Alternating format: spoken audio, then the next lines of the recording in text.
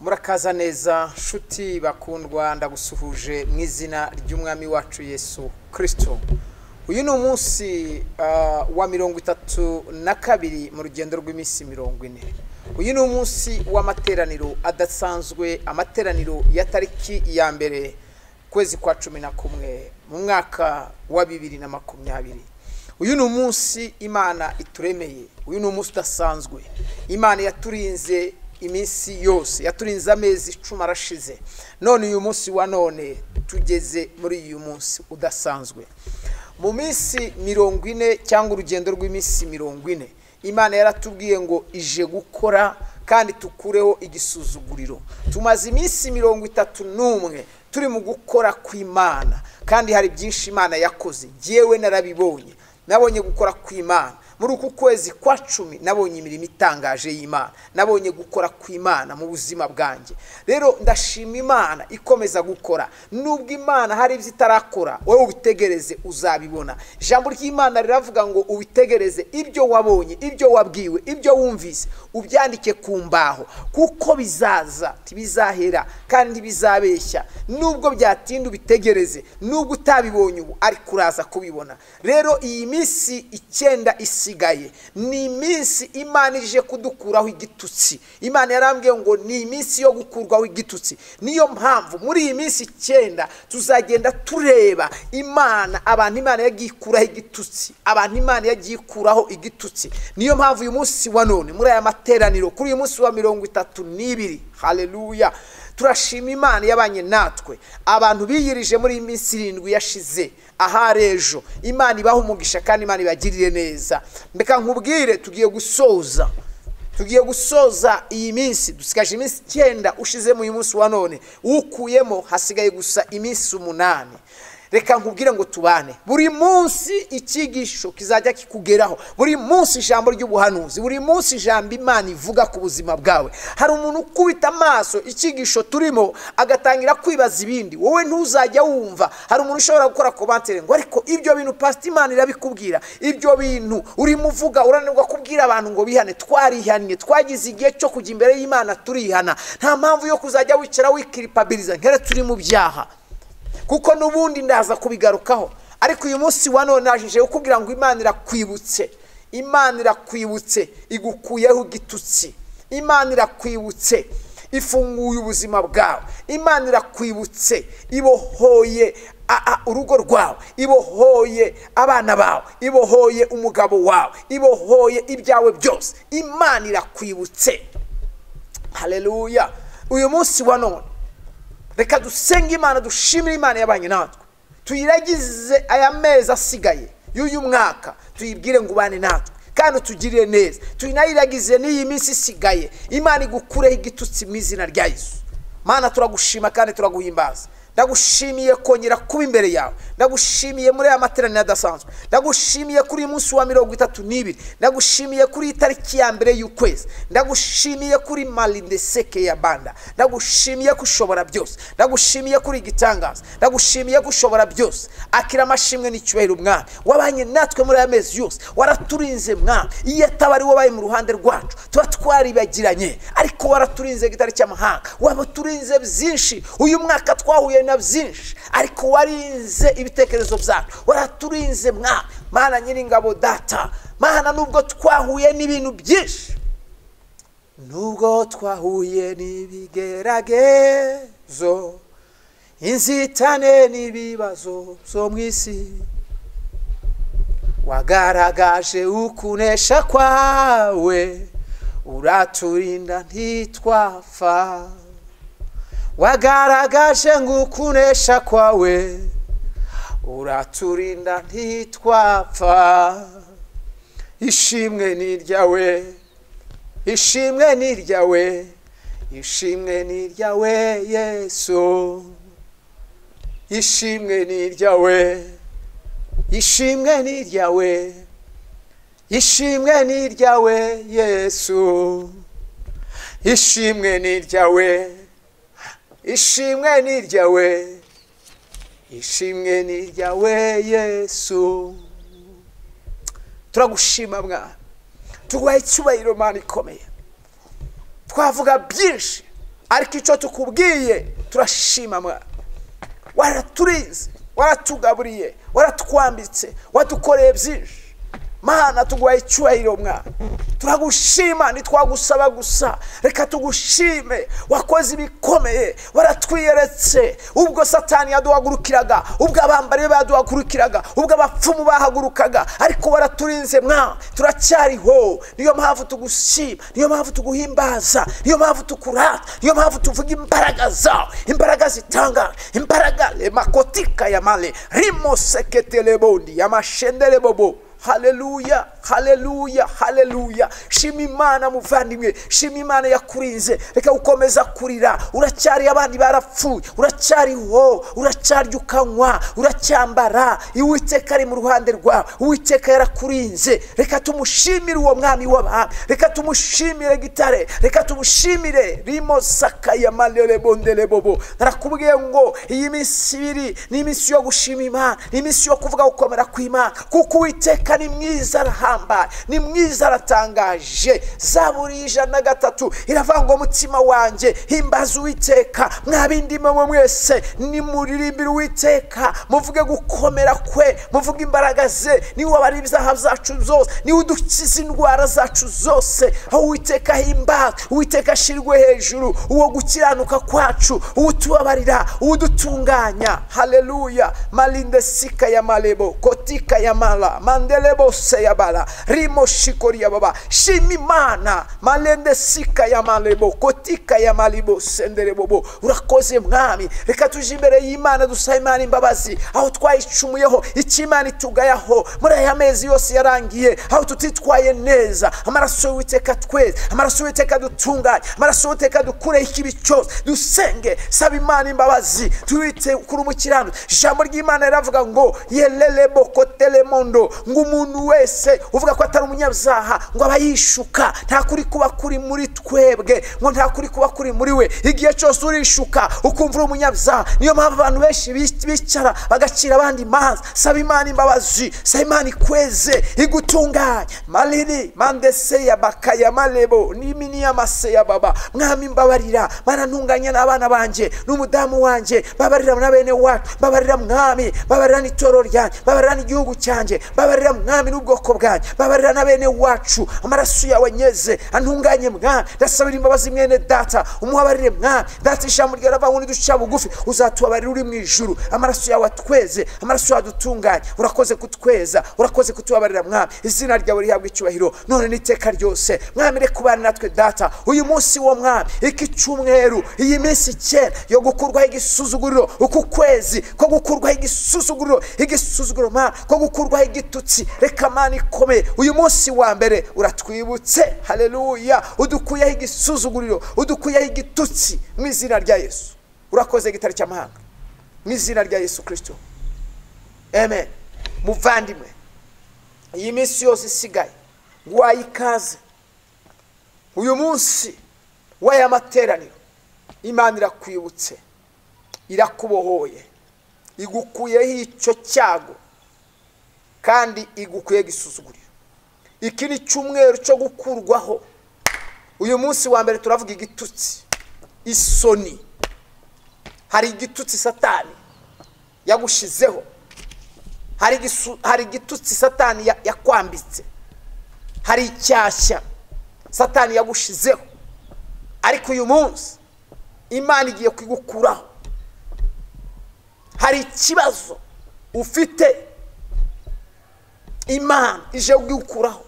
Ijambo ry'Imana itangiriro 30 murongo wa 22 kugeza ku murongo wa 24. Ijambo ry'Imana avuga ngo Imana yibuka Rasheli, iramwumvira, izibura inda ye, asama inda, abyara umuhungu. Ati Imana inkuyeho igitutsi, amwita Yosefu. Ati Uwiteka anyongereye undi muhungu. Uyu mugore yakundanye n'umugabo, ahura n'ikibazo cya mbere. Ise amushingira mukuru we abari w'umugore w'isezerano, mu gihe Rasheli ari we wakunzwe. Uyu mugore abagize iki gitutsi cya mbere. umugabo yamufyashije imyaka 7 ku munota wa nyuma Isi arahaguruka kuko yari nyirarume w'umuhungu aravuga ngo ntabwo umukobwa mukuru ajya ashakwa nyuma y'umuto. Iki gitutsi kimujyaho baza kumujyana nyuma b'umugore wa kabiri. Agezeyo mukuru warabyara umwana wa mbere wa kabiri wa gatatu wa kane. Aragenda yegera umugabo ati wewe wampaye umwana. Umugabo aramubwira ati sinjye utanga abana n'Imana. Arafata umuja we umukozi wamukoreraga amushingira umugabo we ati ndebe nanjye ko nzabona abana. Umugabo amubyaraho abana 2 amwita amazina y'amagenurano. Imana irandenganuye, Imana imaye gutsinda, ariko arakomeza abaho igitutsi cy'ubugumba atishizeho. Hari ikibazo kikubaho kigagusiga icyashya, ukagira icyashya, ukagira igitutsi utazi aho cyavuye. Mu gitondo kimwe aza kubona mukuru watavugishaga, bamaranye imyaka n'imyaka batavugana. Iyo uriho icyashya kigutandukana n'abavandimwe, kigutandukana n'inshuti, kigutandukanya na bene wanyu, ugira umufiance ejo akaguta, ukagira inshuti ejo ikakuvaho, ukahagurukana gukora ibintu ejo bigashira, nta kintu na kimwe kigenda neza. Uyu mukobwa ubuzima bwe bwabaye bubi. Uyu mugore abaho ari ingumba, agira igitutsi cy'ubugumba atarabwishizeho, arababara, agira agahinda. Ariko mu gitondo kimwe aravuga ngo nanze mukuru wanjye reka musange. Yaramaze kumenya ko afite amadudayimu. Mukuru aramubwira ati wa mukobwa uje kundeba, waranyatse umugabo, waramujanye, none uri murambwira ngo nguha amadudayimu y'umwana wanjye, wanjanye umugabo none n'amadudayimu y'umwana wanjye. Aramubwira ati mukuru wanjye reka twiyunge, mbabarira umugabo agusange nanjye umpaye amadudayimu. Yankuraho umuvumo, yankuraho iki kintu, yankuraho aya madudayimu ngo yari imbuto zivuga ngo uyafite arakundwa, kandi yari imbuto zo muri Isiraheli. Iyo uziriye waragumbukaga ukavaho ubugumba. Arangije aziha mukuru we, guhangana kurarangira. Igihe yahanganaga yafashe umuja we witwa Biruha. Mukuru afata Zirupa amushingira umugabo, babyarana umwana ahabwa umugisha, babyarana umwana arahirwa, naho undi we arimo aratsinda, naho undi arimo ararenganurwa. Gusa nibyo arimo, ariko hari abantu batsinda ariko bari igitutsi, hari abantu batsinda ariko bari ikintu cy'icyashya, hari abantu batsinda ariko bari ibibembe. Uriho igitutsi ku buzima bwawe, uratsinda ariko wapi. Ufite amafaranga ariko wapi. Uri umukobwa mwiza ariko wapi. Uri umugabo mwiza ariko wapi. Ufite akazi keza ariko wapi. Ufite igitutsi cyo kubura umusinzi, ufite igitutsi cyo kutabyara, ufite igitutsi Satani yakwambitse, ufite igitutsi cy'amadeni, uri umucuruzi ariko amadeni agiye kuzakwica. Ni wowe bihemu, ni wowe bita bihemu, kandi ntiwahemutse, wisanze ibintu byaragenze gutyo. Ibibazo ufite, igitutsi Satani yakwambitse, igitutsi kiri ku buzima bwawe. Imana yantumye uyu munsi wa none ngo nkubwire ngo Imana ije kuvana wico gitutsi Satani yagushizeho. Imana irakwibutse, izibuye inda yawe ibyara, izibuye ubucuruzi bwawe, izibuye umuyoboro wawe. Wewe wa mukobwa we, Imana igukuyeho icyo gitutsi, igiye kuguha gushaka. Wa mugabo we, Imana igukuyeho icyo gitutsi, ibyawe byari zarafunzwe, Imana irabizibuye, ifunguye imigisha ku buzima bwawe. Wa mugore we, Imana ifunguye imibereho yawe, Satani yari yarayifunze. Imana igukuyeho icyo gitutsi mu izina rya Yesu Kristo w'i Nazareti. Imana lebo shakataramande rebo, haleluya. Imana ngo yibuka, Bibiliya iravuga ngo iramwibuka. Yumva gusenga kwe, warasenze biranga, wararize biranga, warenginze biranga, warashakishije biranga, wakubise hirya no hino biranga. Ariko igihe cyo kuvanwaho igitutsi cyageze, igihe cyo kwibukwa n'Imana, igihe cyo kuziburwa inda yawe, imiyoboro yazivye aho Satani yafunze. Imana ije kuhafungura, igukureho icyo gitutsi, igukureho icyo cyashya mu izina rya Yesu Kristo w'i Nazareti. N'Uwiteka Imana ivugana na semeni yamin, haleluya. Imana yavuze ngo ije kukuvanaho igitutsi aho badayimoni bagushizeho, ije kukuvanaho icyo gitutsi. Uyu mugore arakomeza arasenga, mukuru arabyara, aravuga ngo Imana irampembye, arongera arabyara, aravuga ngo Imana impaye agaciro mukuru wagize agaciro. Imana iramwibuka nawe iramwibuka.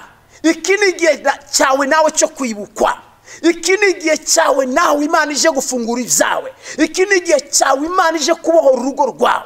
Iki ni igihe cyawe Imana ije kubohora ubukwe bwawe. Iki ni igihe Imana ije kubohora business yawe. Iki ni igihe Imana ije gufungura diplome yawe. Iki ni igihe Imana ije kubohora akazi kawe. Iki ni igihe Imana ije gufungura iguhe promotion. Iki ni igihe Imana ije gukora ibitangaza ku buzima bwawe. Ije gukora icyo gitutsi watutswe ngo azara umuhungu amwita Yosefu, bivuga ngo Uwiteka aranyongereye. Imana ije kukongera. Yosefu bisobanura ngo Imana iramwongereye. Niko bisobanura ngo kongeraho. Imana ikongereyeho muzo wari ufite. Imana irakongereye. Hari ikintu Imana ikora ku buzima bwawe igahindura amateka y'ubuzima bwawe. Imana igukuyeho igitutsi. Imana igukuyeho icyo gitutsi ku buzima bwawe. Senga Imana, ubwira Imana ngo Mana nyibuka uzibura ibyanjye yazibuye indi byaha. Birashoboka ko business yawe yazivye. Birashoboka ko urugo rwawe rwazivye. Birashoboka ko nta kintu ukora ngo kigende neza. Birashoboka ko ibiganza byawe biboshye. Imana ibohori kwibuke igukure icyo gitutsi cy'ubukene. Igukure icyo gitutsi cyo kudashakwa. Igukure icyo gitutsi cyo kugumirwa. Icyo gitutsi cyo kubengwa. Icyo gitutsi Imana ikigukureho mu izina rya Yesu Kristo w'i Nazareti. Sinzi igitutsi ufite, sinzi igitutsi Satani yagututse, ariko Imana yantumye ngo nkubwire ngo iki ni igihe cyo kwibukwa n'Imana. Imana irakwibutse ikuvanyeho igitutsi abadayimoni bagututse. Imana irakwibutse ikuvanyeho igitutsi ibyuka mibi yagushizeho. Imana irakwibutse igukuyeho ubwo bugumba bwatumye ugira icyasha gituma abantu bose bakureba bakavuga ngo uriya ngumba uri mwiza ariko wapfuye ubusa. Ngo reba uriya mukobwa ni mwiza ariko yapfuye ubusa. Reba uriya mugabo aracuruza ariko yapfuye ubusa. Reba biriya bintu. Reba uriya mugore afite amafaranga ariko nta mwana. Ayiwe, umugabo aramukunda ariko ari igitutsi n'ingumba. Umugabo yaramukundaga cyane ariko ntibyamukuragaho igitutsi. Uyu munsi wa none je ukubwira ngo Uwiteka yantumye ngo nkubwire ngo iki ni igihe cyo kwibuka. Imana irakwibutse ije kuvanaho icyo gitutsi. Reka dusengane nawe tujye gusenga Imana. Tubwire Imana ngo Mana utubabarire. Uyu mugore yahoraga ahanganye n'abantu, yahoranaga inzika. Bwira Imana igukize inzika. Bwira Imana igukize kutababarira. Bwira Imana igukize ibyakubase mu buzima bwawe. Bwira Imana igukize. Bwira Imana. Senga Imana mu izina rya Yesu. Data mu izina rya Yesu Kristo w'i Nazareti Mwana, ndakwinginze Mwana, ndasenga na mwene data waraniwe kubabarira, uhorana inzika. Umunsi Leya, umunsi Rasheli yegera Leya bariyunga, niwo munsi Mwana utangira kumwumva, ukingura imigisha, uzana amahoro mu rugo. Mwami ndakwinginze uwe mwene data kubabarira, uyu mugore kubabarira, yarahemukiwe. Umubabarire Mwana, umutunganye mu izina rya Yesu Kristo w'i Nazareti. Urakoze gitari cy'amahanga mu izina rya Yesu Kristo. Senga Imana muri kano kanya. Tubwire Imana ngo Mana kiza. Tugiye kubwira Imana ngo Mana mfasha kura amaso ku bantu ibyiringiro byanyu. Yiringira ngo umugabo n'uzamuha umwana. Umugabo aramubwira ngo sinjye utanga abana. Reka ubwire Imana ngo Mana niwe niringiye. Mana nkuye amaso ku bantu ibyo nari niringiye mbikuyeho, ibyo nari maza amaso. Reka dusenga Imana. Data mu izina rya Yesu turakwinginze Mwana utubabarire, udutunganye, utwezeho Mwana. Data wa twese uri mu ijuru turavana amaso ku bantu, turavana amaso ibitekerezo ku bantu. Mwana muduye kukwiringira mu izina rya Yesu Kristo w'i Nazareti. Urakoze gitari cy'amahanga muri kano kanya. Tugiye gusenga isengesho rya gatatu. Ubwira Imana ikwibuke. Imana ikwibuke ikora ibitangaza ku buzima bwawe. Imana ikwibuke ibohora ubuzima bwawe. Imana ikwibuke. Zamboyo. Haleluya, haleluya. Data mu izina rya Yesu Kristo w'i Nazareti. Mana wibutse Rasheli ukamfungura indi byaha. Mana ibukuye umugabo, fungura ibye mu izina rya Yesu. Fungura abana be, fungura ibitekerezo bye, fungura urugo rwe, fungura business ye, fungure Mwana umukobwa mubohore. Mana umukure iki gitutsi cyo kudashakwa kubuhura. Fungura indi byara uyingumba yakire kubyara mu izina rya Yesu. Akira gusama, akira kubyara, akira igitangaza mu izina rya Yesu Kristo w'i Nazareti. Urakoze Mwana. Uwiteka gumugisha kurinde, uwiteka kumurikisha mu maso kuri neza, uwiteka kurakomeza. Ejo nzakubwira ngo Imana igukuye icyo gisuzuguro Satani yagushizeho imyaka n'imyaka. Gubwa neza. Ndagukunda.